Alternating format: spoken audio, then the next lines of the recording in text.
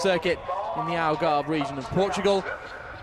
A race at the Moscow Raceway in Russia follows on the 15th and 16th of September. Then a GT3 standalone event at Zandvoort in the Netherlands in early October concludes this season, and who will be crowned champion when we come to the end of it. At the moment, it's Dominic Baumann and Maximilian Buch who are topping the standings. 2 points clear of the AF Corsa squad of Stefano Guy and Michael Lyons, with Gaetano Ardagna-Perez and Giuseppe Ciro in their AF Corsa Ferrari third position.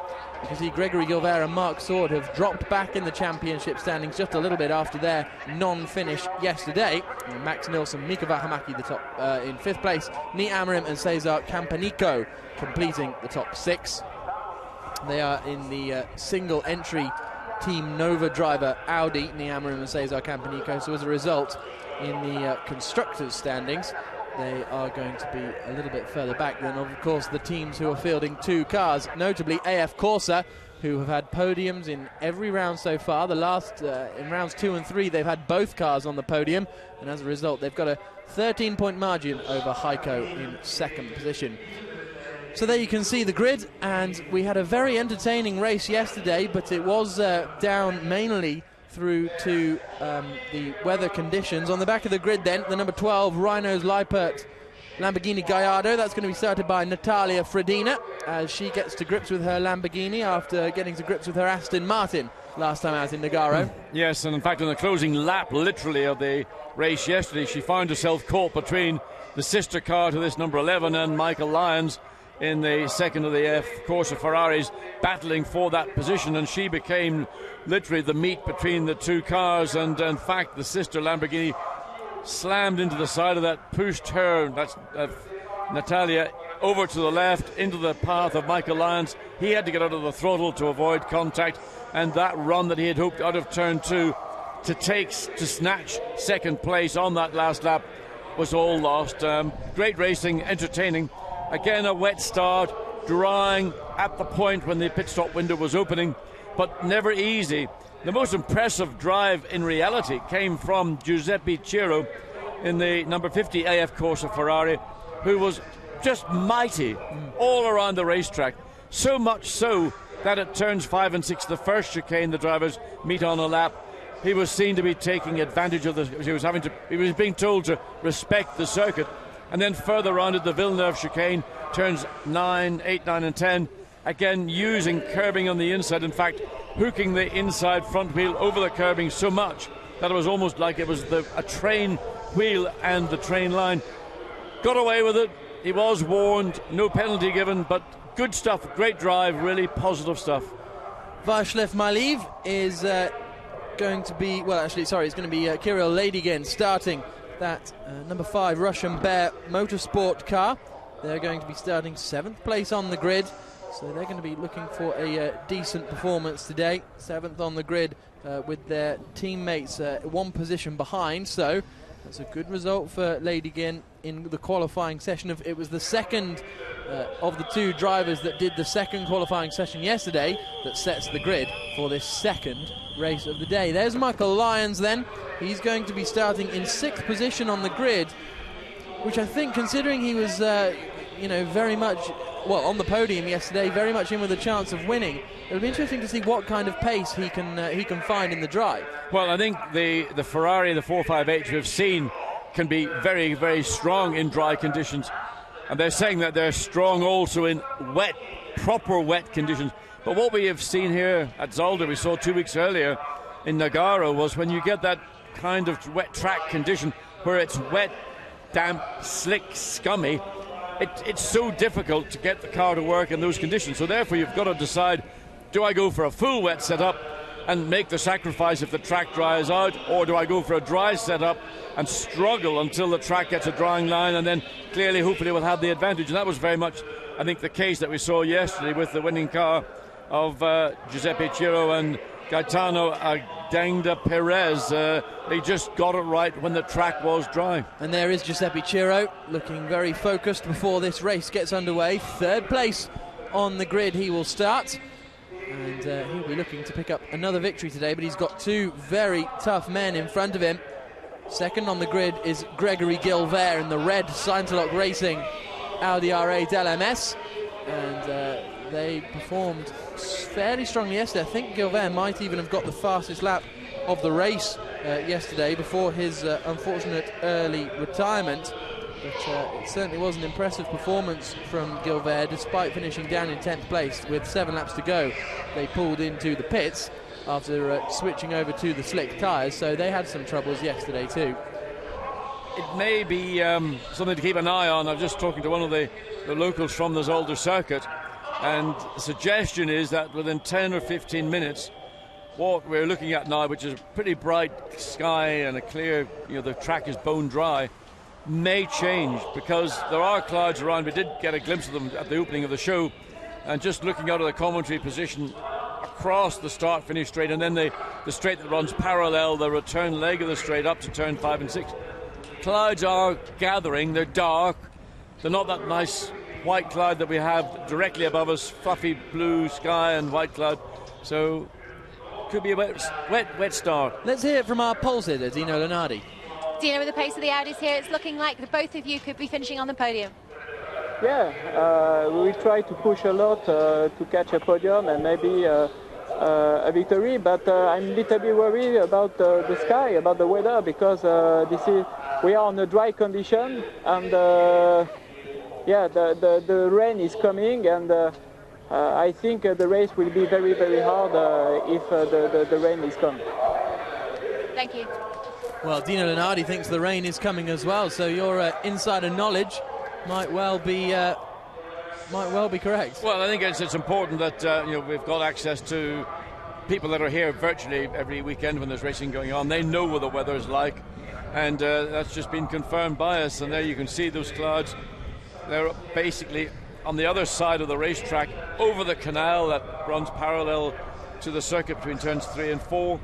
So whether it comes before these cars start their parade lap or whether it comes once they're underway, but what it does mean is that if it comes on to rain, and the way the rain has fallen here over the last 2 days is it's like a squall that comes in on the wind, mostly horizontal, not vertical, and that will mean anybody who isn't aware of what the weather is doing could get caught up. We saw Mark Stewart getting caught out yesterday into turn 5 when it rained just very quickly, and he was about the first car onto at that point of the circuit where the track was at its wettest. So it may be a pit stop for tyres, and then wait for the pit stop window to open where the driver change could take place, and they may also be forced to change back to the slick tyres or opt to stay with it. Depends. I mean, it's unpredictable. What I like is unpredictability, and we may just be getting that very situation very shortly. Well, we certainly saw yesterday in the qualifying session there is a level of rain where you can get a sprinkle, enough for slicks not to work and to need wets, but little enough rain for you to need to change back to slicks fairly quickly after that. The one thing that is in the favour of staying on slicks, as long as you're brave enough to brave it out, is that the dry weather slick tyre at this point will be up to temperature relatively quickly, within 2 laps or so. And if there is a small rain shower, you've got heat in the slick tyre, although it will dissipate, but it still allows you a degree of feel and confidence. It's only when the track gets saturated and the slick tyre is so out of order that you would have to be into the pits to get onto a set of wets. So the formation lap gets underway then. Natalia Frodina bringing up the rear of the field in her Lamborghini. And this will be the moment. Wow, that's a bit rainy, isn't it? You can see it. I mean, the curtains of rain are falling behind the circuit. And, we may get a few laps of this race in before it does hit. It may not hit the entire circuit. It's a bit like Silverstone or Brands Hatch in England, that they have got regionalised weather. They've got little weather hot spots or cold spots, depending on how you view it. And the Mercedes, what's it doing driving off the racetrack? Yes. I mean, coming out of turn 3. Heat the tyres, is it? No, I mean, I can't believe. Maybe it is even down there. That's just on the exit of turn 3. Well, there you see umbrellas going up and couples huddling together to stay warm. Isn't that we're going to have to do that in a minute if it gets this a bit kind of cold in racetrack. So there's the chicane down at turns 5 and 6. We're hearing there are a few spots of rain out there somewhere, so this could be, I said at the top of the show, we're about to have a dry race, but may have spoken a little bit too soon. Dino Lenardi on pole, then Gregory Gilbert alongside him for a Scintillating Racing domination of the front row of the grid. the blue Scintillating racing car is Dino Lunardi, whereas the red machine is the one started by Gregory Gilbert. You can see a few spots of rain on the camera lens there up to the top right-hand corner. So this is going to be very, very interesting. Ben, Jack, you and I, bit of a slip there. Those are the days. They were the days. We did a lap or two last night in an SLS Mercedes-Benz. If you look at some of the wet tyres in preparation, brand new sticker tyres. And it was in a full road configuration setup. And it was, you wouldn't have believed. We've got a red flag, okay. So I think they're going to be, sorry to interrupt you there, John, No, but I think they're going to be delaying the start, I would predict, so that the drivers presumably can change to wet weather tyres, because, well, it's not quite wet enough for wets just yet, but they're probably going to give it about 5 minutes just to see exactly what's going to happen. Well, if it's going to be rain, then they're going to call it a wet race, and that will be a start on wet weather tyres. But just to go back to what we were talking about when we were on the circuit yesterday, you're sitting in the commentary booth watching what's going on track, sitting at home watching a television and using what you can see as a viewer and our commentary on it. I cannot explain how slippery it is down in turns 8, 9 and 10, which is the Villeneuve corner. I mean, it's the name they've given that particular corner. Very tricky part, and the bits in particular that are the most difficult are at turn 9, there's a bit of flat area which you're not meant to use, but it's permitted. And it was like glass. And I mean, on a road car, on road tyres, you have deep tread and road tyres, there was zero grip. Now, if it's going to be wet down there, Nick, we get a view of what happened. The Mercedes just coming out of turn 3. So I saw that, was like, what is he doing? There's no sign of rain, we can't see it there, but obviously there's something on the track that caught that car out. Yep. So the cars are stopping on the grid. The mechanics will come on, and well, the difficulty is it's not raining here on the start-finish straight. So you can see, and there's a couple of brollies up there on the gantry overlooking the circuit, but it's definitely not a clear decision to move to the wet tyres just yet. All I can assume is that the race control have got some regional weather satellite information that says it's going to come in and it's going to deluge for maybe 5 minutes and then pass through. If it was to do that, everybody was on slicks, it might cause an unnecessary incident, and it may also put a driver into danger. So they clearly have got weather information that we haven't got in the commentary booth. There's 10 minutes to start off for the formation lap, so they're giving it every opportunity either to come in and go through, or maybe just simply to skirt the circuit. But we have seen a few sprinkles of rain, very light rain, on a couple of the corners. And for a driver in an enclosed car, when he sees it on his windscreen, immediately it's like, oh, get out of the throttle, be careful, slow down. But the circuit yesterday, just going back to that, it was mainly down in the kind of wooded areas of the circuit where the lack of grip was. The opening few corners weren't as bad. No, turns 1, 2, 3 and 4 are very straightforward corners. They're exposed in that there's no proximity of trees or anything too near to the racetrack. When you come out of the chicane at turns 5 and 6 and you climb up the hill and down over the crest, down into the dip, the circuit there is lined by pine trees, and pine trees give off sap, and sap gets onto the racetrack. So you've got a track surface which is also getting there. We can see just precisely how close this is, in fact, coming into turn 12. But it was, again, very similar in terms of the level of grip available. Even coming out of that little crest at the top of the screen, turn 11, I wasn't able to give the Mercedes SLS full throttle because the amount of power it has and the amount of grip that was on the circuit, you could feel that the onboard, the anti-skid device which is fitted to the car as standard, you're activating it. I mean, it's just crazy. Yeah. So there is Dino Lunardi. It's all gone eerily quiet here at Zolder all of a sudden. The circuit commentators stopped talking, the car engines have stopped, but it's raining on the pit lane. You can see it coming in. So it looks like the change of tyres is going on for most of the teams, I would imagine, just looking out of the window here. Look left, because all the way down towards the first turn and then across that it is absolutely, you can't see it. There's a whiteout with the rain coming in. Let's hear from Max Nilsson. He's down on the grid with Haley. Mika, we saw you slide off the track there, so as a result of that, everybody's come in to change tyres. No, it's just because it's sliding the rain, but the track is totally dry at the moment.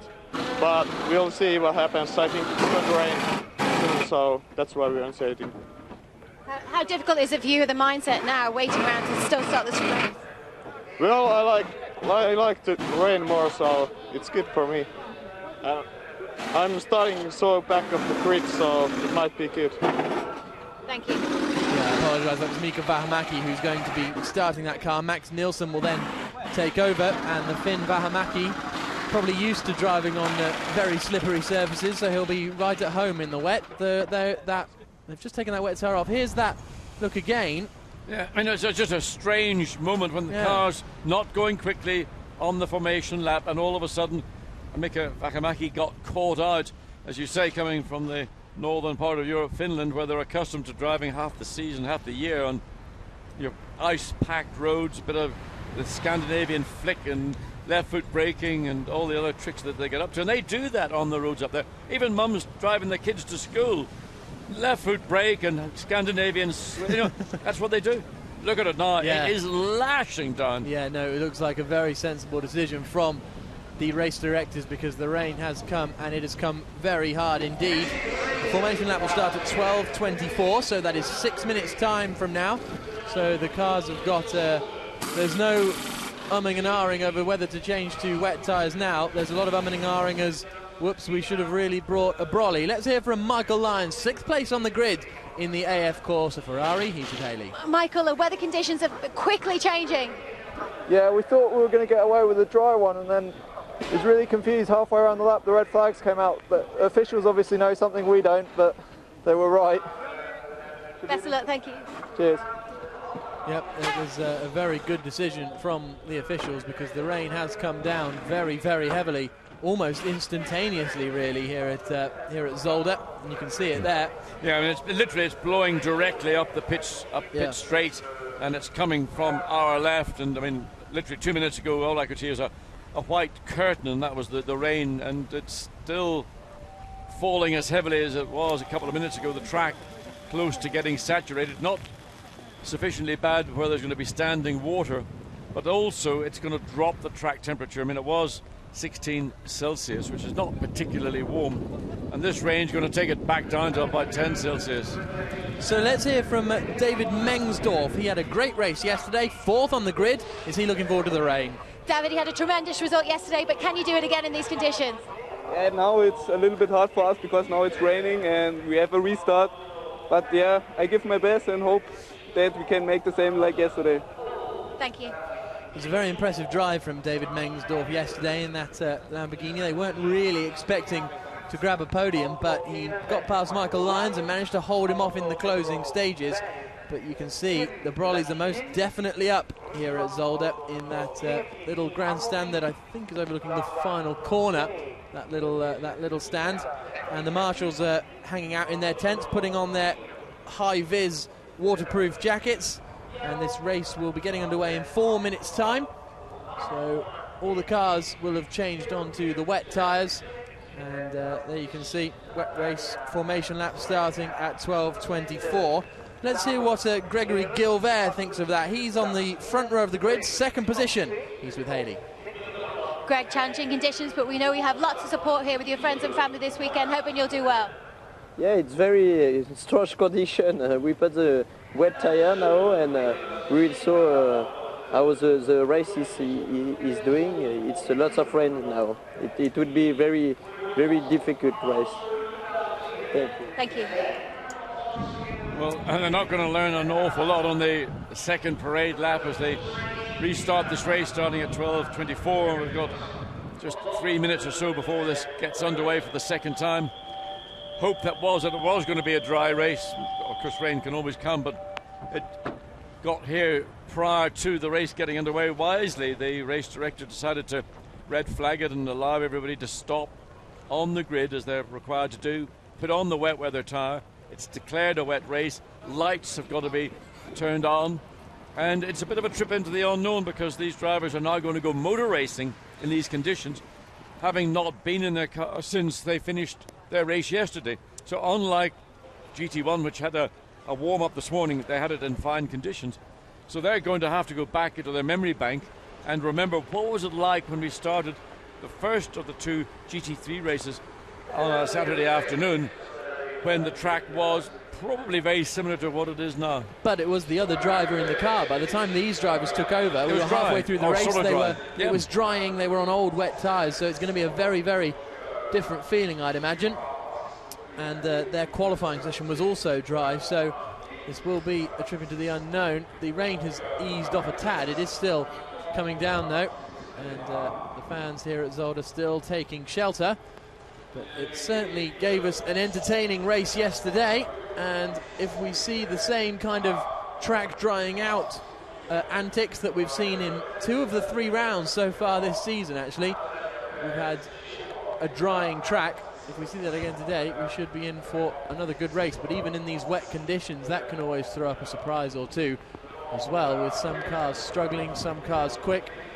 We saw yesterday the AF Corsa Ferrari was strong in the wet, lost pace in the middle as it dried, but once it got onto the slicks, it absolutely flew. So that's going to be a very interesting thing to look out for.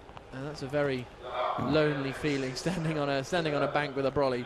Yeah, I mean, just talking about the Ferrari, it is Giuseppe Cero who was, in effect, I think, the star of the race. So he's going to be starting in that car 50 on the second row of the grid, directly behind the pole sitter Dino Lunardi. So those 2 drivers, very quick drivers, and I would imagine that those 2 are the ones that are most likely to get the break once this lead car we see there, the Mercedes, this is the car we were out in yesterday, and that is the bog standard road version with the racing version, the AMG racing version. 3 on the third row of the grid and further back. Do we have a problem with the pole sitting car? You can see there are 3. Well, they've run now, so hopefully they won't get in trouble for still being on the grid. Not 100% sure what the problem was. Maybe we can grab a word with the mechanics as they walk back down the pit lane to find out exactly what happened there. But there was certainly a bit of concern around that pole-sitting 15 Dino Lunardi car, but the Mercedes SLS lead car heads them away. Green flag is waved, and for the second time we get the formation lap going. I guess the bonus is with these cars and this setup is that it's not a standing start, so there's not going to be that difficulty of how much traction you can get off the line, because you're going to be in the zone when you come across the line. Well, they will rely upon the traction control from the standing start, because even though they might be doing 50 or so kilometers per hour and the rain beginning to fall again heavily, which it eased off momentarily, but if you just nail that throttle without traction control on board, you would spin up the rear wheels just like that, and in doing so sometimes it makes a car step one way or the other, but the traction control, the brain on board the car, keeps that in control, and that enables them to do so and get away cleanly. And then they've got to get on the brakes down into turn 1. Again, the ABS systems on these cars assisting the cars brake cleanly, but you know, it's still in the hands of the driver. It certainly is. So Niamrim and Kirill Ladigin on the 4th row of the grid. 5th row, Sergei Ryabov and Mika Vahamaki, and then Natalia Fredina.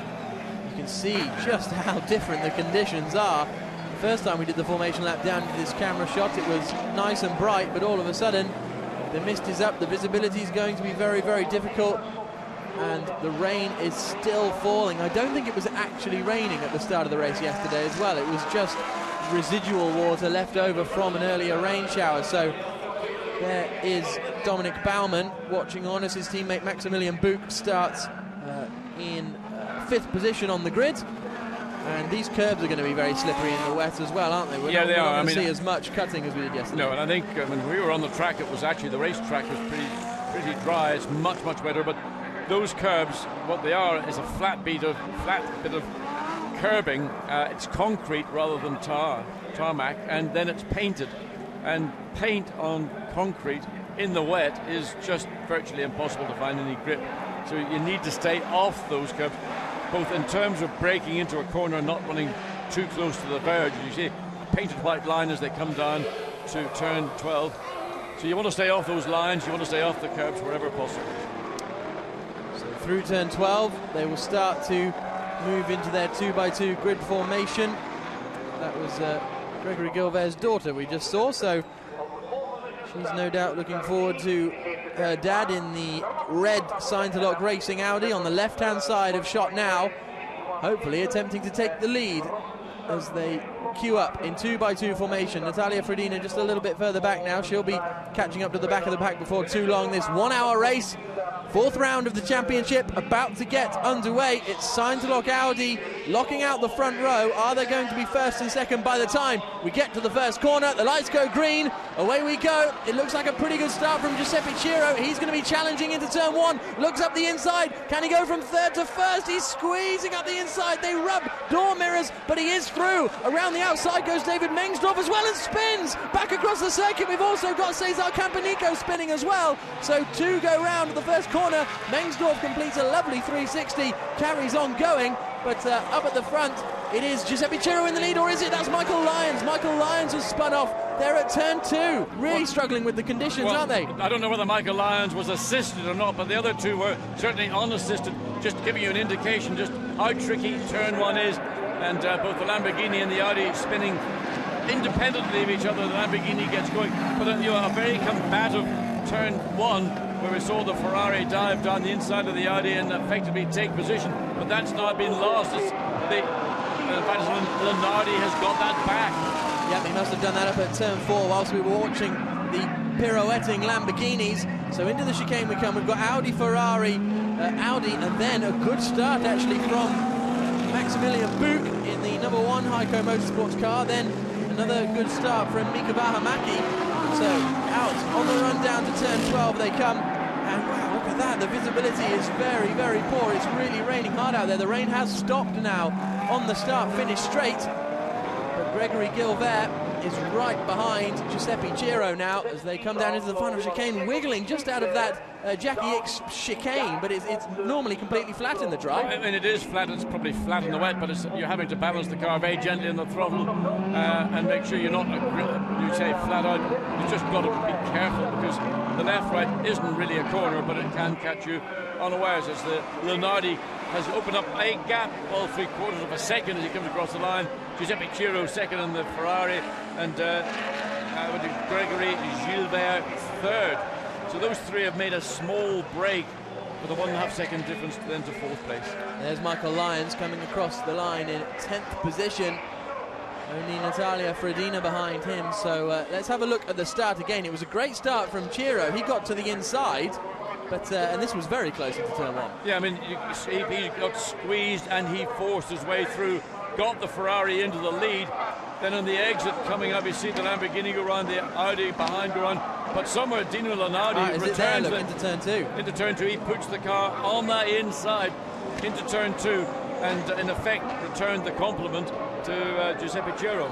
Yep, so that's how it worked. And then there's Michael Lyons. We were lucky that no damage occurred in there as well, because cars spinning back in front of the chasing pack is always a bit of a concerning moment. They're still taking that curve, aren't they? Well, Giuseppe Ciro is doing what he did yesterday, and he just drives that Ferrari right up against the curve as far as you can go without dropping the wheel off the track. But he's under pressure, and the Ferrari running very, very wide through turn 11, having to come back to the middle of the road to get the entry into turn 12. Yep, Gregory Gilbert all over the back of that AF Corsa Ferrari. Down towards the final chicane now, getting out of shape again is that Ferrari, and these two have rapidly pulled away from Maximilian Buch, who after a good start doesn't appear to have anywhere near the kind of pace of the front runners. So Dino Lunardi had a 0.7 of a second advantage as he came across the line previously. It's going to have doubled, I would say, as he comes across the line now. More than doubled, 2.1 seconds, only 0.6 between second and third. This Kirill Ladygin is looking very strong in his Russian Bear Motorsports Ferrari. He's challenging Maximilian Buch for 4th position. Buch gets on the water on the outside, and Ladygin goes through. I mean, that was a very straightforward, easy pass. The Mercedes struggled big time. Maximilian Buch, he just was holding on, waiting for the grip to come, and the Ferrari just took the opportunity, got the traction. Simple pass, but that car, Ladygin, was clearly running quickly. We saw that coming down pitch straight. It had the momentum out of the chicane, and he was gifted that position simply by Maximilian Buch getting it wrong. here's a look at Michael Lyons. Is he going to be making his way past the second Russian Bear Motorsports Ferrari up the inside into turn 11? Yeah, a good pass. Not an easy part of the racetrack to get it done, but he did all the work on the exit of 10 and then found the slot into turn 11. Yeah, he got past Sergei Ryabov, and Michael Lyons is now up into 9th place. This 4th place car of Kirill Ladygin continues to lap just ahead of the Mercedes. The gap between 2nd and 3rd is still pretty close. We're looking at it now. Giuseppe Ciro ahead of Gregory Gilbert by only 0.6 of a second. Dino Lunardi has gone. He has absolutely bolted. There you can see him a long way up the road. It's going to be interesting, though, when he hands over to his teammate Jerome Demey, because Lunardi is the... Oh, and off. That is Mika Vähämäki. That's down at turn 5. Now, let's hope they can get the car out of there, because otherwise that is possibly a safety car situation. They've got the snatch vehicle out already. And it looks as though Vähämäki is going to be out of this race. And I think that car there is just about, this is the 2nd and 3rd place car. They've got the rope or the snatch cable attached to the Mercedes to pull it safely. So I think we will get away with just a localized yellow flag for that incident. But up into turn 5, under braking, something didn't quite happen, and it ended up in the gravel and race over. Into turn 4, Gregory Gilbert is challenging the Ferrari in front, but you can see the yellow flags out there on the run down into turn 5. Gilbert has a little look, but I'm sure that was just to try and distract the driver in front, because he was bouncing all over the curbs. That's not going to make you popular, doing that under a yellow flag. No, and that's something you've got to be careful of. You're bent to slow down in any area where there's a yellow flag. Slow down is a relative thing, of course, in motor racing. That allowed Gregory Gilbert to see that the Ferrari, I think, is the weaker of these two makes in these conditions. And we've seen the Audi so strong 2 weeks ago in Nagaro, and looks of consternation on the face of Stefano Guy, who is going to be taking over that car from Michael Lyons a little bit later, the sister car, number 51. Yep, so let's as this battle continues for 2nd position down into the hairpin, it is going to be Gilbert's opportunity. Here's a look at you can clearly see the yellow flags are out, and presumably he's just going to go too late on the brakes and, straight on. Although it looks as though the car may have possibly been cleared by that point. But he's under pressure again, coming out of turn 16, down the pit straight into turn 1. I was going to say the Audi looked like it might have an opportunity, but there's no question about it that Giuseppe Ciro, very sideways on the exit of turn 1, got onto the painted curb, and Gilbert goes around the outside at turn 2. So opportunistic move from Gregory Gilbert. 2009 Peugeot Spider Cup champion moves up into 2nd place. It's Scintillating Racing 1 and 2. I was just going to say the Ferrari is clearly the lesser of the two cars in these conditions, and Giuseppe Ciro was doing everything possible, but as you pointed out, he just caught even before he got. That's a big slide. Yeah, and that's just on the throttle, trying to consolidate your position, but just too much throttle. Even the traction control couldn't control that one.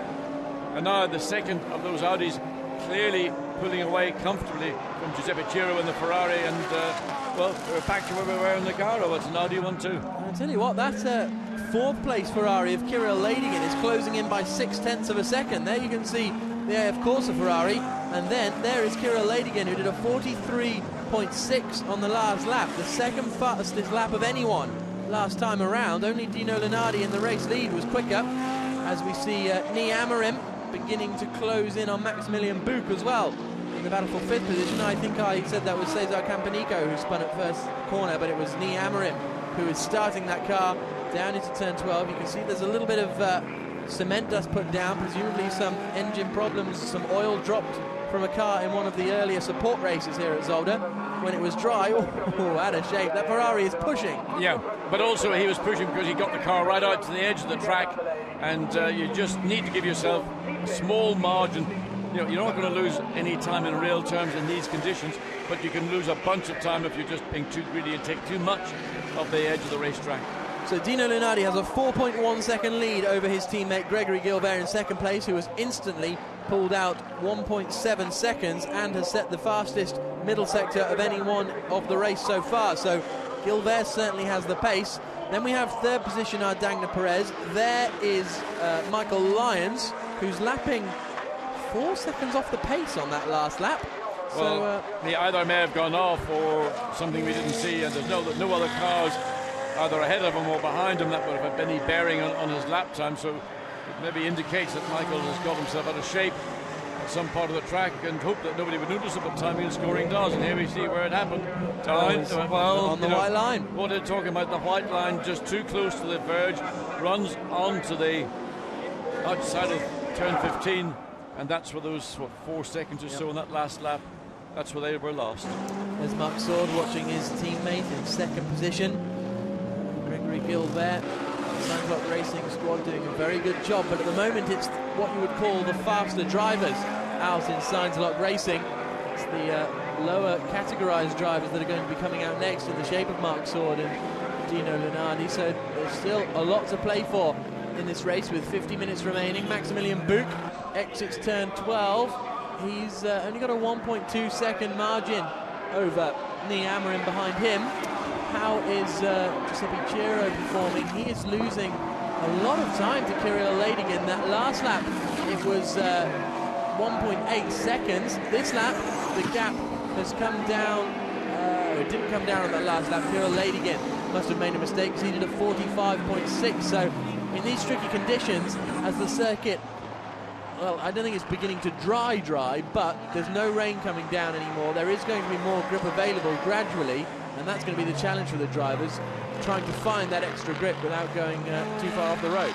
Well, I mean, the track, now the rain has stopped, will eventually form a racing line, but it's still too saturated for that to be really evident at this part. I think maybe kind of turn 12, the far end of the racetrack, there's maybe an indication as they go through 13 and 14. But the reality is this is a wet racetrack, and all you can do is just make sure you don't make any schoolboy errors, as you have seen going into turn 15 and 16, or hopping across the curb like that and just being too ambitious. As we now look at the lead car, comes out of turn 11 and they run down into turn 12. So there is here the merest hint of the wheel tracks. It's a very tight shot, we can't quite see it, but there is something there beginning. But around the rest of the racetrack, it's very, very much still wet weather. Yep, I don't think there'll be too much of a rush to change to slick tyres just yet, but in 20 minutes' time, when the pit stop window is about to close, we may see a similar situation as yesterday. Across the line, there comes Dino Lunardi, reigning ADAC GT Masters champion, heading Gregory Gilbert by 5 seconds, and he's constantly pulling out that advantage, usually about 0.4 of a second per lap, and the gap is now up to 5 seconds. Then it's another 5.6 seconds back to Giuseppe Chiro in third place. So Chiro really struggling. He lost 1.5 seconds on that last lap to Kirill Ladigan, so the battle of a third is going to be on between the Ferraris in a minute. Yeah, it is the second, or not the second, the first of the Team Russia Bayer Motorsport Ferraris closed down substantially into Giuseppe Chiro. So again, what we've seen with the Ferrari in these conditions, it's neither one thing or the other. It wants it to be full on wet. I think that's Renina, yeah. Yeah, it is. So all of a sudden it looked like it had stopped. So that's just the leader lapping Natalia in the second of the two Lamborghinis. Yep, absolutely. So fourth position, as I say, is Kirill Ladigan. Fifth is Maximilian Buch, who is running pretty consistent lap times with the sixth place man Nii Amorim, so there's not going to be too much there. Gregory Gilbert getting held up substantially. He'll be able to get past now, coming through. Oh, will he? Yes, he is. Well, maybe he will be able to down into the chicane later on the brakes than Natalia Frodina. Looks to the inside and sends it past. That's going to have cost. Yeah, and it's difficult. You anticipate a driver, your predictability, and that was one of those moments where it was, oops, let's just be very cautious and give the lady lots of space. She's learning a new car, she's learning a new racetrack under the most difficult conditions, and it could be too harsh. So the gap for third place is that's second place man. Gregory Gilbert has gone around on the exit of turn 1. It must have been unassisted. It certainly was unassisted, but for what reason? There was no reason. The track conditions are no different, and just again maybe running the curve on the outside of the corner just breaks the grip of the rear tyre. Wait and see, hopefully get a replay of that to understand it more fully. But that again, maybe loss of concentration, of just something unpredictable. So that promotes Giuseppe Ciro up into second position. Kirill Ladygin brought the gap down again by half a second. Here's the replay. He's already out wide. And that's the reason why he was on that white painted line, but he was way too wide in the exit of the corner, far too early in the exit. So strange line to have been taking in the first place, and he got penalised for it. Yep, and the back end steps out again as he exits turn 6, but he does have a decent amount of pace, so he could well be closing in before too long.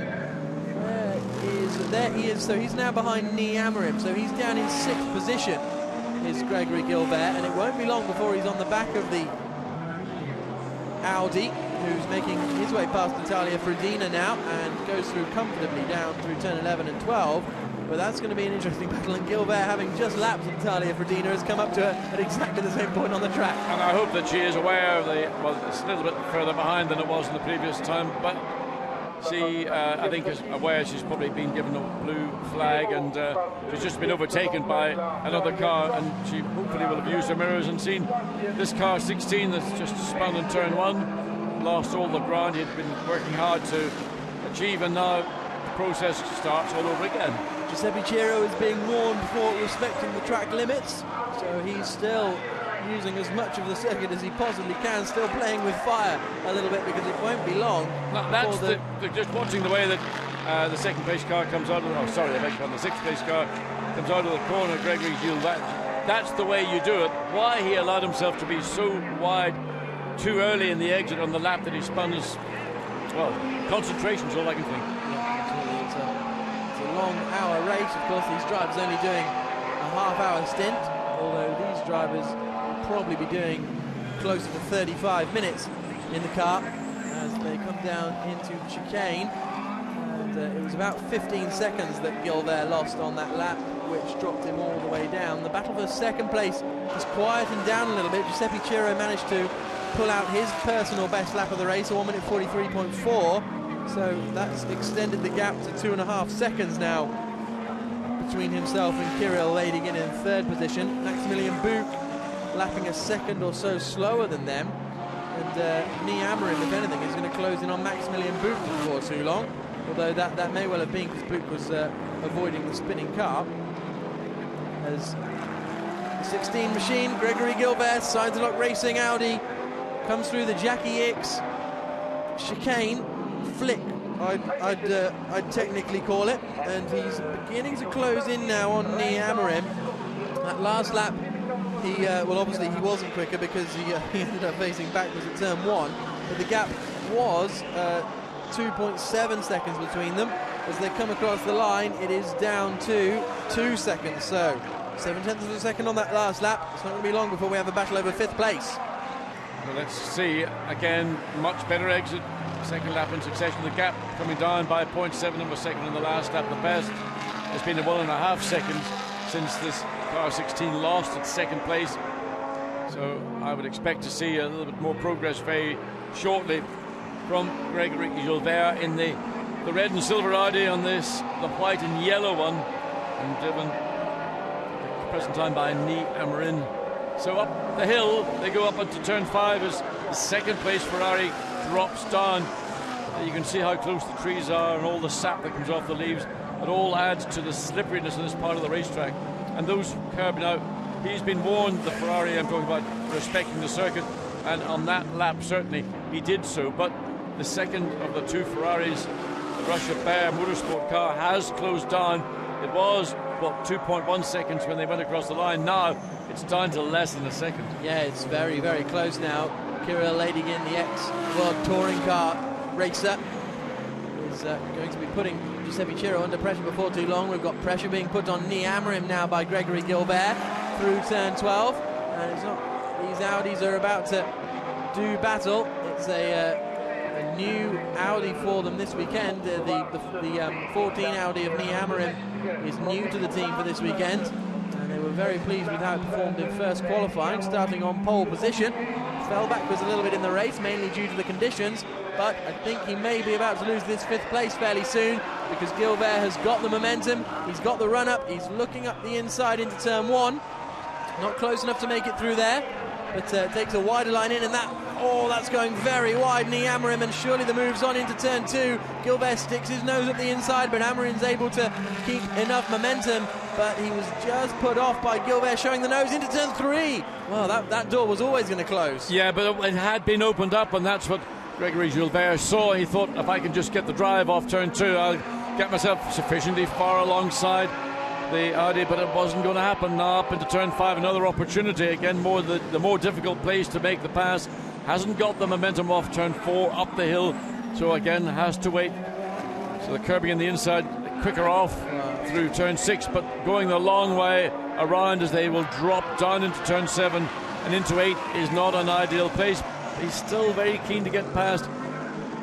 Nia Amarim having to place that Audi in every part of the racetrack that the following Audi of Gregory Gilbert would like, and really giving a good workout. I'd like to see a driver being put under pressure. One of the pleasures of being a racing driver is really torturing the driver that you're trying to pass. Make him really, really suffer.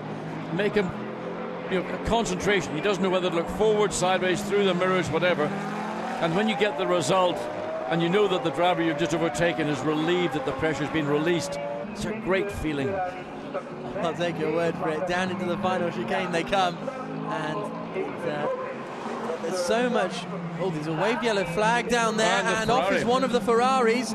It's not Kirill Ladygin, our 3rd place car. It's Sergei Ryabov, who is down in 9th position, so it hasn't affected the front of this race. This could affect the front of this race, because here's the look up the inside, late on the brakes from Gregory Gilbert, and he gets that job done. Yeah, that's a textbook pass going into turn 1 here at Zolder. Got on the inside, took control, was alongside in effect Nia Amarim, and therefore Amarim was unable to challenge back as the Ferrari were trying to get the snatch rope attached to it. Of course, the bodywork, the spoiler on these cars so low. As we watch, this is the battle for right now, 3rd place into turn 5, and you can see Giuseppe Ciro's car very, very loose in the rear, whereas the Russian Bear Motorsport car here, Kirill Ladygin, very much more stable, and that's why that car, the white, blue and red Ferrari, has run down the AF Corsa red Ferrari. Yep, Giuseppe Ciro running in 2nd place. 3rd place is the number 5 machine of Kirill Ladygin. They're both being closed in to the tune of 2 seconds on that last lap by the Mercedes of Maximilian Buch. You can see it there coming into shot, and he is closing in rapidly. All of a sudden, Giuseppe Ciro driving, looking in his mirrors rather than in front of him, and he is starting to back up into the 2nd Ferrari and that Heiko Motorsports Gravity Charouz Mercedes of Maximilian Buch. So down into the final chicane. You can see the gaps and how they have come down over the previous few laps, and well, that Mercedes has gobbled up that gap on that last lap. I wonder how. It was 3.4 seconds, it's now 1 second. Well, the 42.5 on that last lap, which was 2 seconds quicker than the leader. So Maximilian Buch has found some pace. Well, it's not that he's found the pace in particular, it's just the pace of everybody else is running slower. It's in particular, I mean, Lenardi, he's gone. I mean, he doesn't have to do anything. He's got a 14-second lead. All he has to do is just drive carefully. But the battle for 2nd place with Giuseppe Ciro in that Ferrari, the red of the 2 Ferraris, clearly it's the skill, if you like, and the ability of Ciro that's managing to keep that car in position. And Kirill Ladygin, who has closed him down, and now also Maximilian Buch in 3rd of these 3 cars. His pit stop was a bit early. No, but I was in the pits to clean out all the gravel after he'd gone off in turn 15 and 16. Well, surely if the marshals have dragged him out the gravel trap, then he can't absolutely join the race. Right. But anyway, we saw work that out. We saw Mark Sword get in trouble for that, didn't we, in qualifying? So we'll let the stewards deal with that one. There's Maximilian Buch then.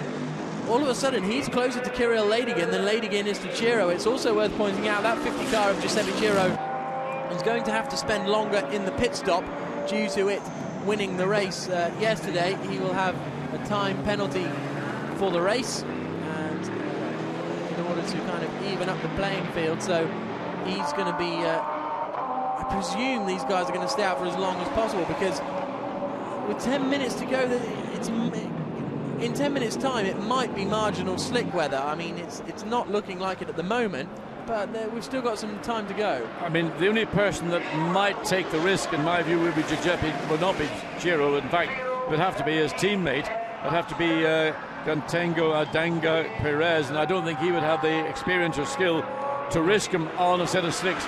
The facts are, when there are tyres coming out, is that a set of slicks? It is. Well, it's going to be a big risk, I would have said, to put the Venezuelan on those tyres when the track temperature is very low. It's still wet in places, if not slick in other places. They've got 10 minutes for that judgment to be made. Down in towards the chicane they come, and Maximilian Buch is going to be challenging this time. I think he's going to have a look out. Almost sends one up the inside, but he's not close enough. We saw him having some great battles yesterday as he clouts those curbs and then climbs the hill towards the left-hand kink at turn 7, down through the flat-out left-hander. One of the best corners on this. Well, it's not really a corner, I guess it's flat out, but it's one of the most exciting parts of the circuit anyway. The why it's exciting is it's at the point you exit it, you really got to get onto the brakes, because you've got this chicane at turns 8, 9 and 10, and it is really slow on the entry, so you've got to get the car straightened up in a straight line, so you're off the throttle literally at the point when you're ending the corner. Down into turn 12.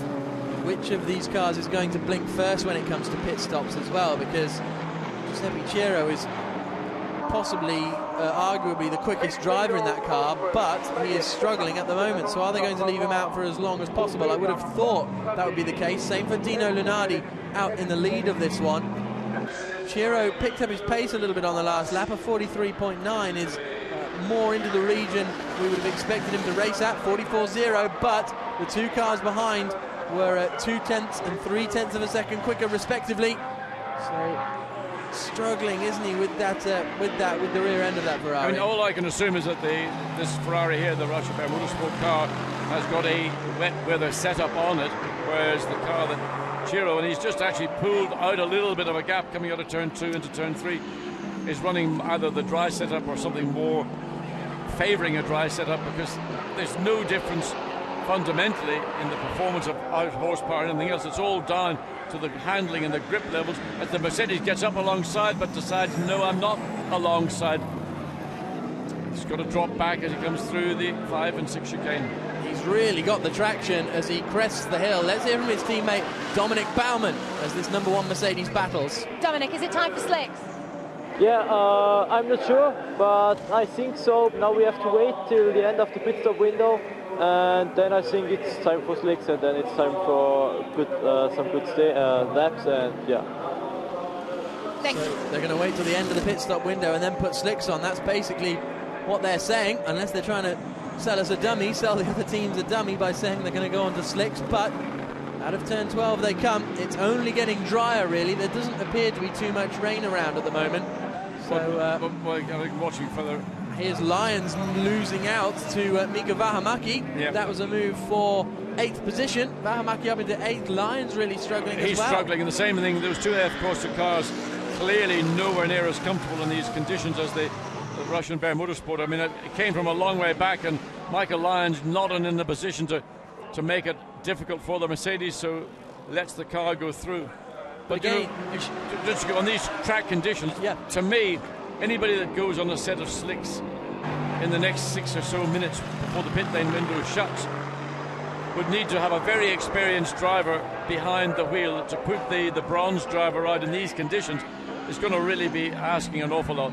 And Buch goes past then, so coming through turn 3, Maximilian Buch made it look fairly easy, really. Just got better traction coming out of turn 2 and made the move stick. He has to go defensive because Ladingen is coming back at him, but nowhere near close enough. So that Mercedes is looking very, very strong at the moment, goes very deep into the chicane. The Ferrari in front was getting out of shape as well.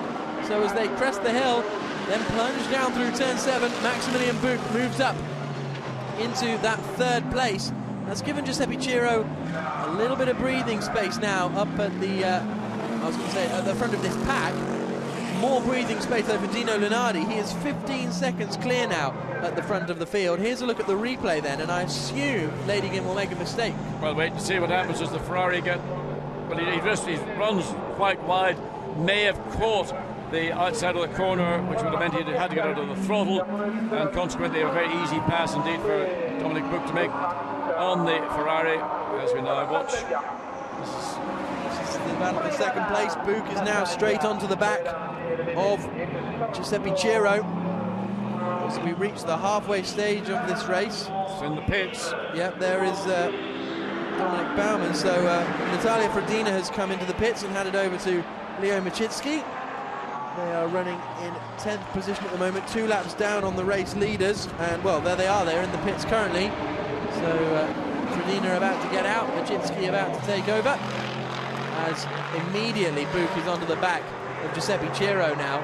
He took 0.8 of a second out of him on that last lap. He's right under the rear spoiler of that Ferrari, through turn 4, out onto the straight, and is this going to be, we've seen Book have a few noses towards the inside, but never quite brave enough to send one up the inside into turn 5. No, I think Giuseppe Ciro is going to be as late on the brakes as you can be, and there's no benefit in straight line speed. The Mercedes versus the Ferrari, even the very small toe that the Mercedes would have enjoyed, didn't give it any opportunity to get into position.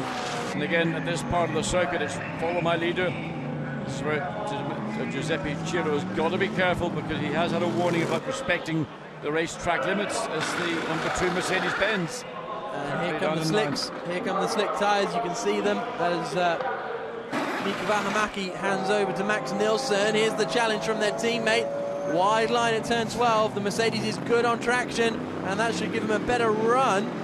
Ferrari's got a decent pickup considering how narrow he went into that corner. It's impressive how quickly he managed to get on the power as they come into the final chicane. Either of them pitting.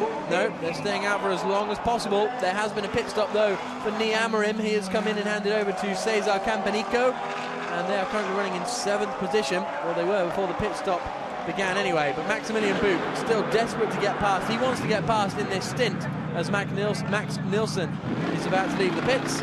There he goes. And we've got to watch this car very closely because it is on slick tyres. So the lap time that we're considering to be the base lap time of the moment is around about 1 minute 43 and a point. We go back to this battle for second place. This is where the Mercedes got past the Russian Bear Motorsport Ferrari. It's not going to be as easy. Giuseppe Ciro, much more experienced. The Mercedes runs right out to the edge of the curve on the exit of 4, but still hasn't got any more momentum to put him down the inside. Giuseppe Ciro just puts the brakes on, gets the car through neat and tidy. The Mercedes a little bit physically larger than the Ferrari, a little bit less nimble through that very tight chicane. Through turn 7, and the strengths for the, as we see, the number 4 Russian Bear Motorsport car still out there lapping. Miguel Toril, who's now taken over from Sergei Ryabov, but it's still out there lapping despite having been in the gravel trap and pulled back on from the marshals. Where is that number 2 Mika Vähämäki's car? He hasn't done a representative sector time just yet, but he'll be coming through sector 2 before too long. And if it's anywhere in the 37s, well, no, it's definitely the right decision to move to slicks, even though everyone now is moving to slicks. Stefano Guy about to take over from Michael Lyons, as Giuseppe Ciro still hangs on to second place. Into the pits comes Maximilian Book. Then they're going to try and jump of course, the Ferrari in the pit stop, of course. Oh, round he goes. That's a spin on the exit for Kirill Ladygin. Gets it going again, so just as we say the track conditions are drying, Ladygin drops it on the exit. Well, you just got to be cautious. You can't assume that the track's going to be your friend. And you can see just the line that is appearing on the pit lane on the right-hand side of the pit lane as you drive down it. So Kirill Ladygin got it wrong as the Mercedes comes in, the second of the 2 Chirou's motorsport cars are in, and that will be a change also to slicks. But it's difficult to win. There's only a minute or so of the pit lane window remaining open, so it's going to be very busy for that closing minute. I think that the Giuseppe Ciro is going to be one of the last along with Dino Lenardi, to make it into the pit lane, probably with about 30 seconds or so remaining. There is the race leader. Yes, the difficulty is at the moment, Mika Vähämäki, who's gone out on the slick tyres, has done a middle sector of 46.8, which is 10 seconds slower than the fastest middle sector. So, I mean, the track will come to the slicks, but if you stay on the wets for long enough, you may be able to make the move stick. So there's a problem with the front left we just saw on that number 1 Heiko Motorsports car. He chugs away. Of course, the 50 car as well, Giuseppe Ciro, when he hands over to Ardagna Perez, is going to have to stay longer in the pits because of his success yesterday. Into the pits comes Dino Lenardi.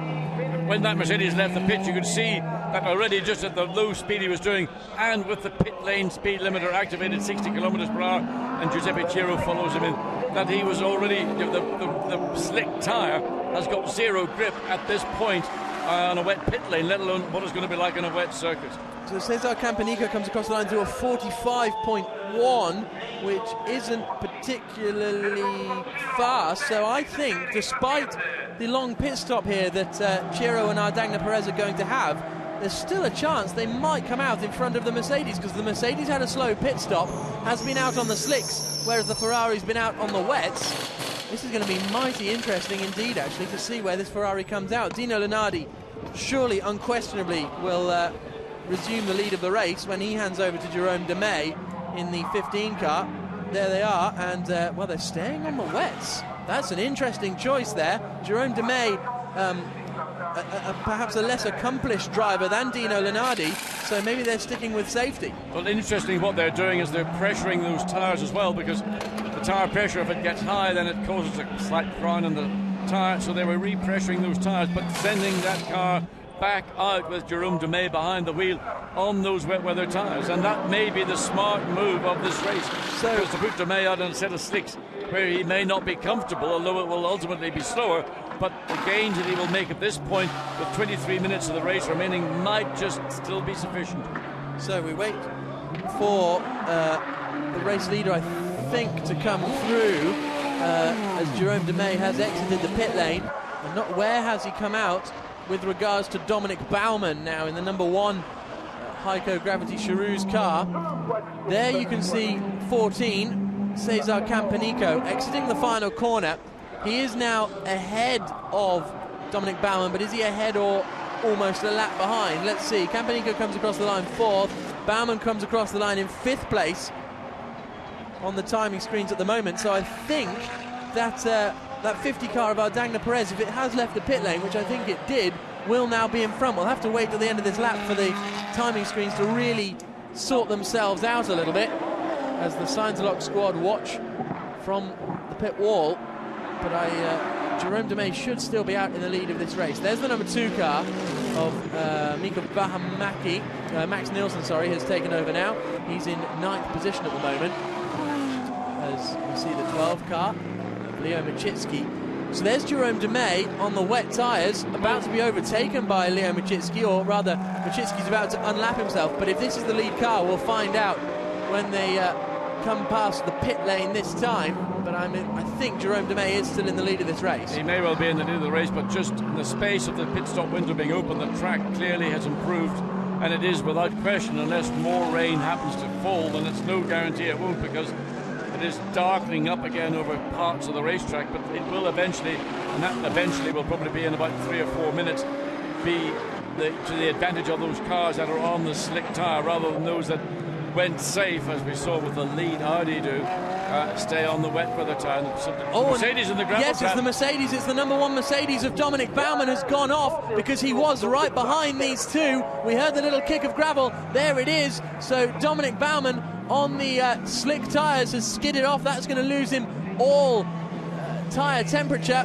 He rejoins the track. So the situation is thus: Jerome Demey leads in the 15 Audi still, but he's on wet tyres. 26 seconds behind is Gaetano Ardagna Perez. He's on slick tyres in the 50 AF Corsa car. Then in 3rd place, this is now the battle for 3rd position, with Cesar Campanico. Has suddenly, that Ferrari is all over the shop. We've got a stop and go penalty for car number 5, which is that machine there of Václav Majlev, who's now taken over. And that was the car, was in the gravel trap at turn 15 much earlier in the race. I think that was the 4 car, but we're about to see, this is unlapping himself now. Jerome Demey being losing the lap he had put on Leon Machitsky. Machitsky, that 12 car, still down in 10th position. Demey in the lead of this race, but surely not for much longer, because once again we've got the 50 AF Corsa car on the slicks, hunting down the wet tyre shod race leader, Jerome Demey. And there's 26 seconds between them, 20 minutes remaining in this race, and Demey's lap times are surely going to drop off substantially. When they come through this time, we'll get a clear idea of what kind of pace the Audi is running at up at the front. Well, you can see it's taken 1.7 seconds out on lap 20, 0.8 of a second out on lap 19, so the Ferrari is working relatively, compared to others on the slick tire, very well. So Ardanca Perez from Venezuela, not typically Venezuelan weather, certainly not the temperature. The rain might be there, but certainly the temperature's not. And he seemingly has got that Ferrari looking more comfortable, and certainly it was for Giuseppe Ciro when he was on the wet tyres. So 5 seconds was the difference between first and second. Let's see if Lunardi thinks they've made an error. Dino, do you think you made a mistake going out on wet?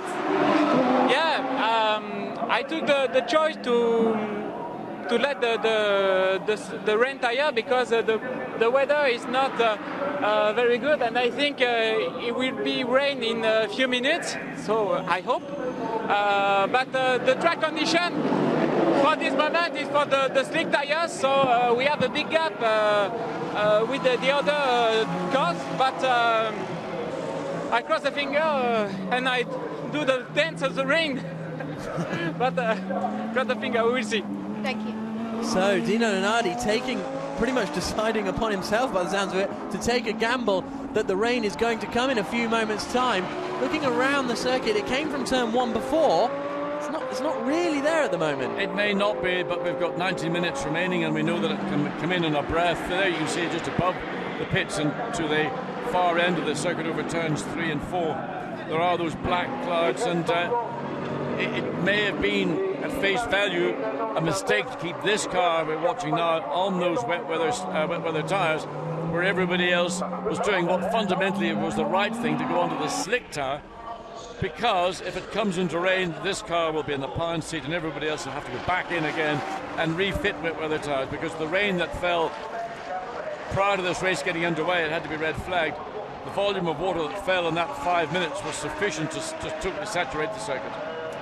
Yeah, absolutely. So we've got a notification that incident of car number 51 will be under investigation after the race. That is Michael Lyons and Stefano Guy. I don't really remember them doing anything. I mean, Lyons had a little spin, but that's about it. So unless there was something else that we have missed, we'll keep you informed if there's any developments, although that will be decided after the race. Across the line comes the one car of Baumann. Him and Procik have now moved up into 4th and 5th positions. That is the 11 car of Procik, after Vaislev Maliv had to make his drive-through 2-second drive-through penalty, 2-second stop-go penalty, I should say. So Maliv is now down into 6th place. Dominic Baumann, there's 12 seconds between first and second, 12 seconds between second and third, 12 seconds between third and fourth, but only 1 second between 4th and 5th. Although at the moment Baumann is lapping slightly quicker than that Lamborghini behind him. Baumann doing a 38.7, which is considerably quicker than Cesar Campanico. The fastest lap of the race was set on the second to last lap. Max Nilsson, 37.595. It's very, very quick. Ardagna Perez is on slick tyres. He's only lapping in the 50s, but Nilsson went onto the slicks fairly early. Probably has more heat in the tyres by now. But that lead gap has halved in the past 4 laps, I would say. It's 8 seconds a lap. That, well, you can see visibly it's not going to be 12 seconds anymore as they cross the line. 47.1 for Jerome Demey, 37.7 for Gaetano Ardagna Perez. The gap is down to 2.7 seconds. End of this lap, it's going to be the Ferrari in the lead. Yeah, but remember, there's a third element in this race, and that's skyward. And you can see the Centre Lock Racing team on the pit wall, looking upwards to see, praying almost to bring the rain in that they need to get the victory there. The Ferrari just sweeps past going into turn 4. The pace that Ardagna Perez had on the slick tyres it's just, you can see, it's now by the corner, it's almost like seconds, let alone on a lap. So the Ferrari has gone into the lead and will extend that lead. 16 minutes of the race remaining. For everybody, it's about will it or won't it rain. Up the hill through turn 7, and Ardagna Perez then will try and pull a big enough gap, but if he's lapping 10 seconds a lap quicker, I'm not quite sure how long a pit stop takes here, but if it doesn't rain soon, Ardagna Perez could even have enough time in hand with this kind of pace to make his pit stop and still stay ahead. The other thing that the Audi has to worry about is if he shreds his rain tyres so much so that they become effectively slicks, he'd have to stop again anyway, so they need it quickly. Well, I think the one good thing about the wet weather tyre Pirelli have produced is that it's not a very marginal wet weather tyre. It is designed to do in effect what you would do if you had an intermediate tyre. That's again the battle with the second of those two Audis and the Mercedes. Yep, that's Mark Sword. He is currently in 7th position. I think that's just lappery going on there as the Mercedes attacks around the outside. Or no, Stefano Guy has been a real shuffle around here, and all of a sudden Mark Sword is going to lose out to Max Nielsen as they crest the hill. So this is going to be over 8th place, I think, because I think Stefano Guy has got past the pair of them, or is 5 seconds further back down the road. I'm not quite sure how this has all transpired. I'm assuming that Mark Sword is on wet weather tyres. His lap time would indicate that, where we know the Mercedes as it now gets alongside out of turn 10 into 11. So the two Audis from SRO Racing have opted, I think, to stay on the wet weather tyre. We know that the car of Dumais has done that, so I'm assuming it's the same case of Mark Sword. But getting darker. Okay, so just to clarify, here's Johnny. Just to clarify what happened there, Max Nielsen was effectively unlapping himself from these two, so that's why I was getting a little bit in a muddle. Max Nielsen unlapping himself. Look at that, John. Well, you know, you could be in sort of what are called Typhoon Alley in North America when you see clouds that dark and as threatening. And that one, if it hits the racetrack, will certainly make its presence felt. And the wind beginning to pick up on the trees on the bit of the straight that returns from directly behind the pit lane. Now this is going to be a move for position. It's 7th place, the battle, and we're hearing that actually the car 16 of Mark Sword is out on slick tyres, so just struggling to get any temperature and heat in those tyres, and he's about to lose that 7th place that he's inherited, because up the inside comes Stefano Guy and slides past. So 7th place for Stefano Guy, 8th place now for Mark Sword in the SRO Racing Audi. Well, Mark Sword, his lap times have been running around about the 1:43s, maybe a 42. And if that's a slick tyre run he's on, clearly he has not got those tyres up to temperature anywhere near it, because the quickest lap right now is to Dominic Baumann at 1:34.233 on the Mercedes-Benz, and that's the car we're just seeing now going past what was the lead car. Yep, Jerome Demey then instantly dropping down into 4th position now.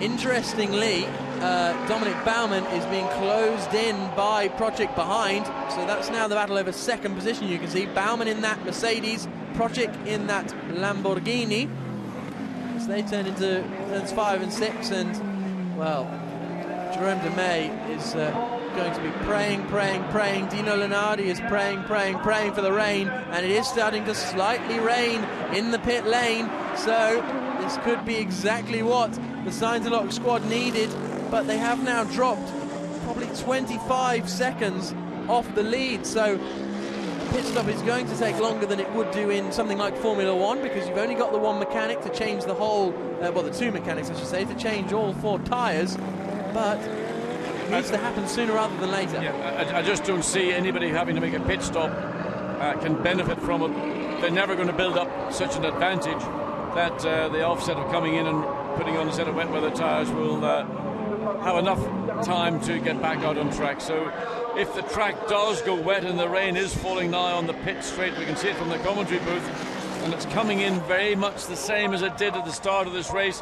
Whether it will fall as heavily as long as it did, but anybody on slicks, that's pretty much the majority of the field, will be feeling very twitchy and uncomfortable in the next few moments. So basically the way it is, every car out there we believe is on slick tyres, apart from the 4th place car of Jerome Demey, the 15 Scintillating Racing Audi. That's his teammate Dino Lunardi, who by the sounds of it made the decision to stay out there on wet tyres, thinking that the rain would come again, and it's still not quite. The lap times have increased though, haven't they? It was the fastest lap of the race is a 34. We're now running in the 37s, so the track is getting a little bit greasier, but I think we really need a downpour if the 15 car is going to make his move. Someone else who might make a move is Project. He's right up behind Dominic Baumann, who's running in second place despite having a little trip into the gravel earlier on. The teams are getting ready in the pits. So they're all prepared in case there's a late dash into the pit lane. But there's the battle going on. Second place and third place. But they have dropped off in the last couple of laps. They were doing low 35s. Dominic Baumann had done a 34.2. Very strong lap in these conditions. And again, the rain in the pit lane that was falling looks like it's cleared up. So difficult moments for drivers who are having to make judgments. Do we stop? Are we going to stop under force majeure, almost where the track is undrivable? Or are they going to get away with it? Are they going to be lucky in their choice of tyre? Yeah, exactly. That's the other thing to bear in mind, is that if the rain comes down, with only 9 minutes remaining of this race, some drivers might think they've got enough capability, got enough talent to keep it out there on the slick tyres. As they come to lap Natalia Frodina, this battle for second place. Baumann is going to send it up the inside into turn 4 and makes the move stick. Hopefully Project will get past without a collision. He does. Sorry, that's not Frodina, is it? She's handed over now to Leon Machitsky as they come down the back straight into turns 5 and 6, and that has compromised Project just a little bit.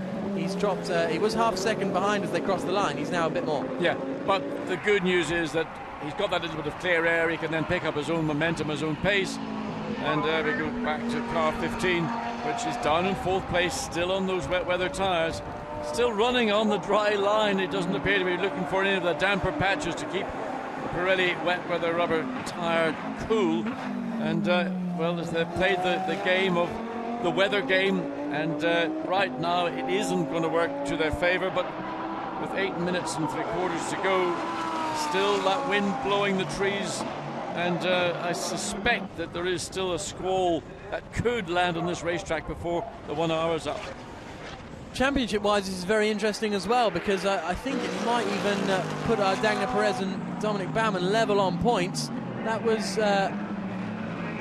that's Cesar Campanico losing out to Max Nielsen. So that's actually Max Nielsen unlapping himself once more from Cesar Campanico this time. So Nielsen is really out of sync. He's now closing in on the 2 Ferraris, who are one is a lap ahead of him and one's a lap behind him. So he's slicing through the field, Max Nielsen, but not actually gaining any places. He's still in 9th place, but he's lapping quicker than the leader. I think he's the fastest man on the circuit at the moment, Max Nielsen. 34.440 was the fastest of anyone last time around. That rain has stopped here on the pit straight, so I think it's looking concerning for the Audi squad. Jerome Demey, can he hold on to that 4th place? He's only got a 6-second advantage over Vyacheslav Maliv, and then only a 7-second advantage over Cesar Campanico. So it's going to be a struggle if the rain doesn't come for Demey to finish really in the top 6. Well, it looks pretty much done job for Ferrari of Giro and Dagna Perez in that second of the first of the 2 AF Porsche cars. They've done the right thing, and Giro did a great job to hold the car in position and hand over at the point when they put on the slicks. And in fairness, Dagna Perez has done a very good job going out on difficult circumstances, and has now got that nice comfortable 19-second advantage. Here's Jerome Demey about to lose his 4th position. The 2 Russian Bear Motorsports Ferraris are going to try and slice through either side. It's 4 cars all battling for one piece of racetrack. So Jerome Demey drops down into 5th place as the number 5 car slides at the inside. Demey runs wide, getting very, very little grip out there on the wet tyres. Yeah, he was put under a lot of pressure, and he tried to defend as best he could, but just running out of grip. Simply the wet weather tyre hasn't got the braking capacity that the dry weather slick tyre has. He tried his best, and Let's look at it again. Yeah, Ferraris, every side, everywhere you're looking. And also, you can see the car squirming before he even gets onto that sort of whatever they put down to cover up whatever was on the track. It's not quite sand or soil, it's just brown. Some kind of cement dust, I imagine. The clouds are still there, though, John. But Jerome de May is now more than a minute off the lead of this race. It's not going to be long before he finds himself getting lapped. So we've got 5 minutes of this race remaining. The main battle really is still going to be over second place. Dominic Baumann and Mark Procek are still going to be Harry Procek, I should say. There is the battle, second position. That's where it is all to play for in the important positions. It's going to be worth keeping an eye how far Jerome de May drops down the field in these final 5 minutes. The risk is, of course, that was taken by Dino Lunardi to stay out there on the wet tyres. Doesn't look like it's going to pay off in the pole position car that was leading by 15 seconds when they came into the pit stop. Looks like it's going to slide a long way down. Yeah, well, it looks like the number 51 Ferrari of Michael Lyons and Stefano Guy. I mean, they're lapping best part of 13 seconds a lap quicker than the Audi, and the gap was very little, so that's going to be another position for 51 Ferrari. So they'll be up to 5th, and de May and Lunardi will drop down. In fact, they probably will drop down all the way to 8th place at best before this race finishes in just over 4.5 minutes. Car number 5 is under investigation for a pit stop infringement. That's Václav Maleev and Kirill Ladygin, currently running in 4th place. They've been into the pits twice, actually. Once to do their pit stop, then they got a 2-second stop-go penalty, which I don't think we were ever told what that stop-go penalty was for, were we? So now they might get another one because they're under investigation once more. So that could promote Stefano Guy up into 4th place. But it looks as though AF Corsa's run of having a car on the podium in every race is set to continue. It doesn't look as though Harry Procek has the pace. He lost a 1/10 of a second to Maximilian Boak on that last lap. The Mercedes, the Heiko Motorsport, Gravity Charoux's team looks fairly comfortable in that second position. Yeah, it all now. really occurred when the Mercedes lapped the sister car of this Lamborghini a couple of laps ago, and Procek got slightly delayed, lost that contact, and hasn't really been able to reconnect with the back of the Mercedes. Discussions in the AF Corsa pit. Looking a little bit nervous as Ardagna Perez comes down into the left-right. I'm not quite sure what's happened to Cesar Campanico and Nia Amorim. They were running high up the order, but their lap times have been some 10 seconds off the pace, so I can only assume that perhaps that Audi also stayed out on the wet weather tyres, because they have just dropped backwards. Yeah, I think you've got to assume anybody who's running in the high or middle 1 minute 40s is probably on that wet weather tyre, and that's the pace that we're seeing from the car that did lead this race, and that's the car of Lunardi and de May, and it's did a 1:45 on that last lap as opposed to the 1:34 of the lead car, which doesn't really need to do much more. It's an 18.9 second lead and 2.5 minutes or so remaining in this race. Through the left-hander comes our race leader, Gaetano Ardagna Perez. He's losing about half a second a lap to Dominic Baumann behind, but he does have a 19-second advantage up at the front. Dominic Baumann setting the fastest lap of the race on that last lap. In fact, 1 minute 33.934, so the track not in fantastic condition, because I think we saw lap times in the 31s yesterday from these FIA GT3 European Championship cars. As you've said earlier, the rain's coming back down now, actually, with 2 minutes to go. There's rain on the pit straight. If it were to absolutely hurl it down now, that would be quite fun.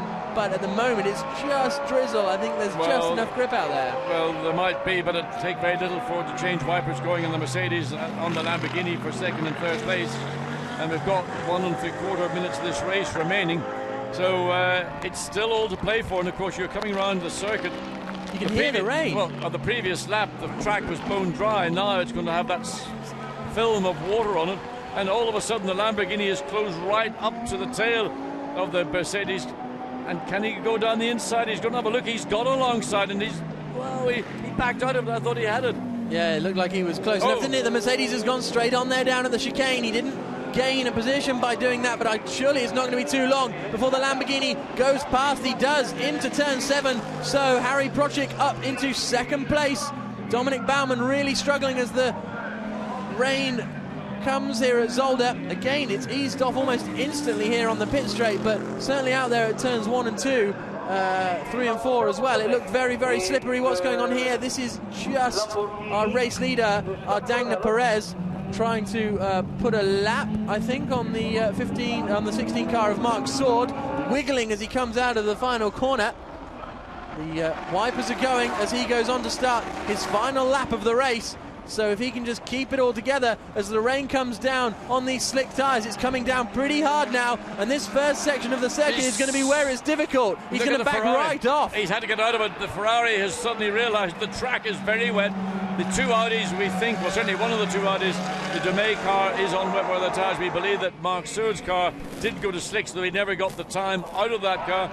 And now in AF Corse, Ferrari, they're praying that this car, number 50, which has now got, just 2/3 of a lap remaining, has got enough heat in those slicks from all the dry weather. But it is heaving, it's tipping it down. It really is. He had started this final lap with an 18-second advantage over second place Harry Procik. Into the chicane he comes. He's just going to tiptoe around this final lap.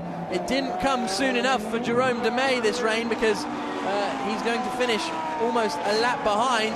But as they come onto this final lap down into the braking zone of turns 5 and 6, and it's just a case of tiptoeing, isn't it? And I think, well, that rain is going to hit that far into the circuit pretty soon. Wobbly on the exit through turn 11, someone's gone, and that is Cesar Campanico has gone on the exit of the fairly lowish speed, turn 10. But it is slippery as you can believe. He gets the car going, no damage to that car, but indicative of just how tricky those conditions were. And we weren't quite sure about that car actually.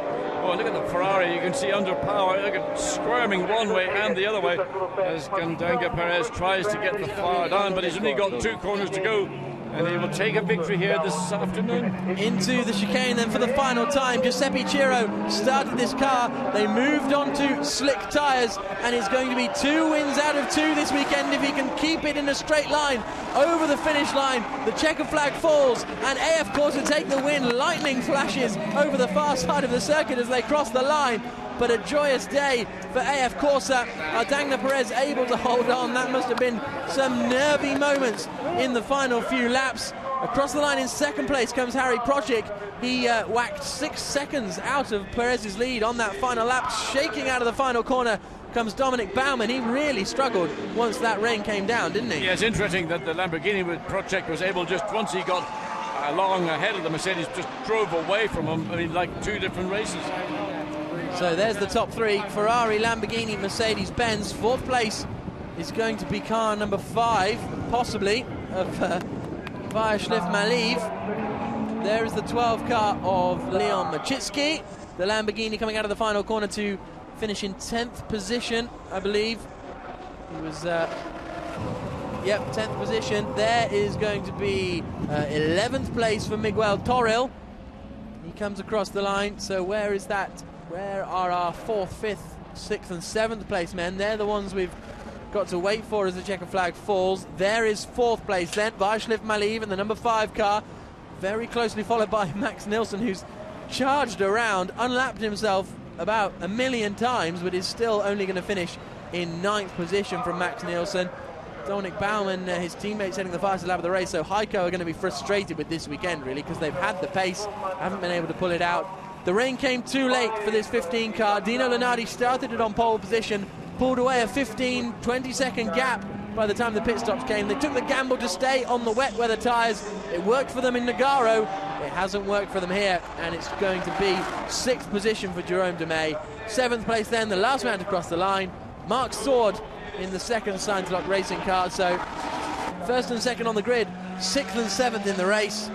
That'll be a little bit disappointing there for Science-Lock, but this rain has come down right towards the end of the session. Worth noting, we've got the GT1 Championship race coming up in a few moments' time after this GT3 race is finished here at Zolder, so that could provide some excitement there. But Dagna Perez and Giuseppe Ciro I believe, will have moved to the top of the Drivers' Championship after their double victory this weekend here in Zolder. And a very good drive by both drivers, and in particular I think you have to look at Giuseppe Ciro, because he was struggling really all the way through the wet stint and did all he could to keep that Ferrari as near to the front. But in fairness to the might call him the gentleman driver, it was Gaetano Ardenga Perez. He did a great job going out on slicks, not knowing how bad the track conditions were, didn't put a wheel wrong, and a double victory for this Ferrari pairing. And of course Ardenga Perez survived the final few laps where we saw a couple of spinners, and Ardenga Perez and Giuseppe Ciro are down there with Haley. Let's hear from them after a double victory this weekend in Zolder. Ardenga, congratulations, a double victory for you this weekend. Thank you. 2 race, 2 win. My Giuseppe very fast in the water. Very happy. Thank you. Thank you. So the two of them delighted, working together very well in that AF Corsa Ferrari team. Second place then went the way of, well, it's interesting where the people have ended up actually, because second place, Harry Procik, if you remember, David Mengsdorf was facing backwards at the end of the first corner, the full 360 at turn 1, managed to recover, but ultimately it was a very difficult race for the Lamborghini squad, and they will be delighted to come back through the field. There is third place Dominic Baumann shaking hands with Maximilian Buch. There are our second place men, Mengsdorf on the right hand side, Harry Procik on the left, you can see. No doubt pleased to be climbing up onto the podium in a few moments time. And as I say, they will be more than satisfied with how things have transpired this evening. Here's the race result. 13-second win in the end for the AF Corsa Ferrari, Lamborghini second, Mercedes-Benz in third place. Then a big old gap back to the two Ferraris of the Russian Bear Motorsport car, and Stefano Guy and Michael Lyons recovering to 5th position after a troubled race for them, really. Numerous incidents, a couple of spins, a few difficult moments. Then 3 Audi R8s, all 3 of them 6th, 7th and 8th. Scintillating Racing cars, followed by the Team Nova driver machine of Cesar Campanico and Nii Amrim, after Campanico had a spin on the very last lap. Number 2 Mercedes-Benz, Mac Nilsson and Mika Vakamaki, very quick, but they had troubles with their pit stop, and that means they finish in 9th place. Leon Machitsky and Natalia Frodina in 10th. Miguel Toril and Sergei Ryabov finishing 2 laps down after they had a spin at the chicane on probably about the 5th or 6th lap of the race. So in the championship then, Gaetano Ardenga Perez and Giuseppe Ciro move to the top. 4 points clear now of Dominic Baumann and Maximilian Buch in second place. Stefano Guy and Michael Lyons remain third, but they're just losing touch a little bit. Of course, this is only the second of 6 rounds, so there's all to play for. Gregory Gilbert and Marc Sword in 4th position. There are our race winners, Gaetano Ardenga Perez and Giuseppe Ciro, taking to the top step of the podium. Second place, the Rhinos Lippert Motorsport car, David Mengsdorf and Harry Procik. And in third position, Maximilian Buch and Dominic Baumann. Championship leaders coming into this weekend, championship leaders coming into this race, but they have now been demoted to second by the 2 men on top of the championship, the Venezuelan and the Italian on the top step of the podium.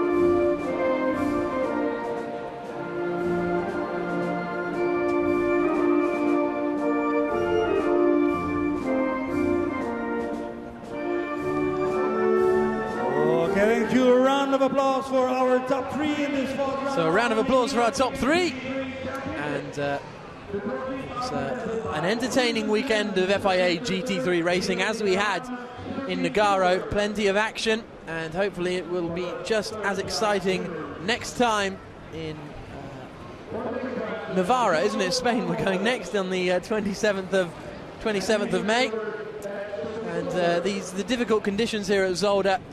The weather always plays a part, and this weekend has been no different. Well, it's not just been the rain, it's been the ambient temperature, the track temperature, that's all contributed to difficulties. But starting with a race that was dry, then red flag before we actually got the formation lap complete, then on to set of wet tyres, and it was pretty wet for the first 25 or so minutes. It was that 10-minute window that really gave the opportunity for the teams to make the switch onto the slick tyre. Not everybody did it. Certainly one of the two scintillating Audis chose to stay, and they gambled that the rain would come back in, which it did, but it didn't come in sufficient quantity, and it didn't come in a little bit earlier than it needed to enable the Audi team to get back to the benefits of having a wet tyre on a wet track. Yes, indeed. So, top step of the podium for the second time this weekend for Dagna Perez. Ferrari, Lamborghini and Mercedes make up our podium, and in the Teams Championship that's going to have increased AF Corsa's lead. The grid girls leg it, but not quite fast enough a good shot, I tell you, that was a good shot. Very, they knew they'd planned their exit routes, hadn't they? Straight under the barriers there. Our Dagna Perez, a very happy Venezuelan. So the top three on top of the podium. Fantastic work from them. And well, as I say, many thanks to Hayley Coxon down in the pits, bringing us the driver interviews and the tyre news. John Watson has been alongside me, Jack Nicholls, in the commentary box. A perfect weekend in FIA GT3 for AF Corsa. We've got FIA GT1 getting underway in just less than an hour, and the next GT3 racing will be in Navarra in a month's time. Thank you very much for joining us. We'll see you in Spain.